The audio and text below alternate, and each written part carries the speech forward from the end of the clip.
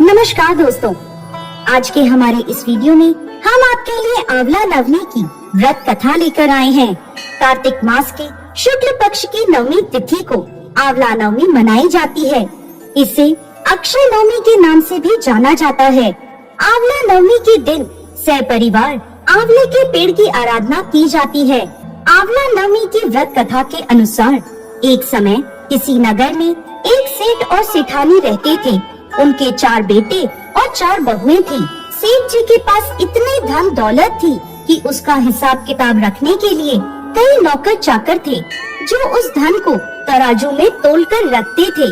सेठानी जी ने एक नियम ले रखा था, वो रोज एक सोने का आंवला दान करती और उसके बाद ही भोजन करती थी।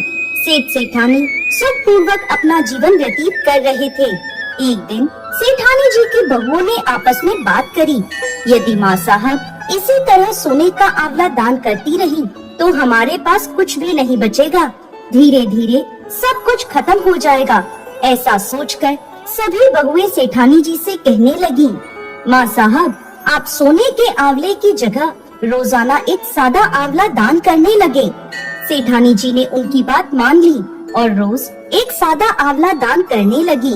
कुछ समय बाद सेठानी जी की बहुओं को उनका सादा आंवला दान करना भी अखरने लगा। उन्होंने सेठानी जी से सादा आंवला दान करने को भी मना कर दिया। यह बात सुनकर सेठ जी और सेठानी जी को बहुत दुख हुआ। वो दोनों अपना घर छोड़कर जंगल की ओर चले गए।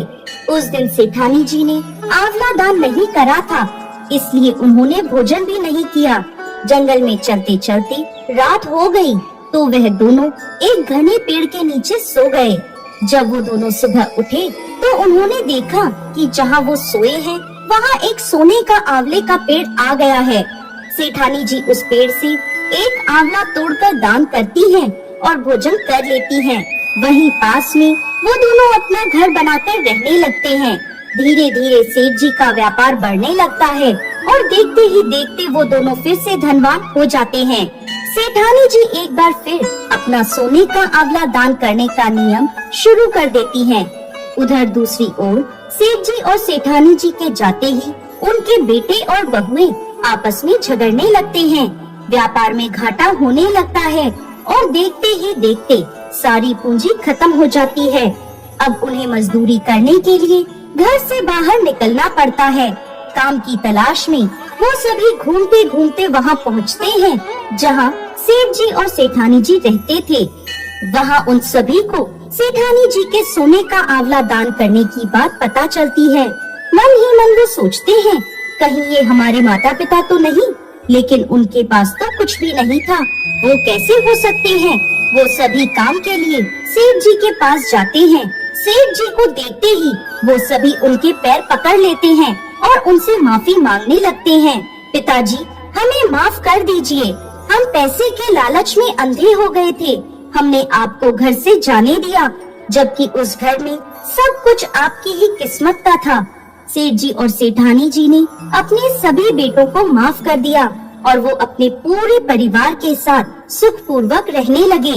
दोस्तों ऐसा भी कहा जाता है कि आंवला नवमी के दिन भगवान श्री कृष्ण गोकुल की गलियां छोड़कर मथुरा गए थे।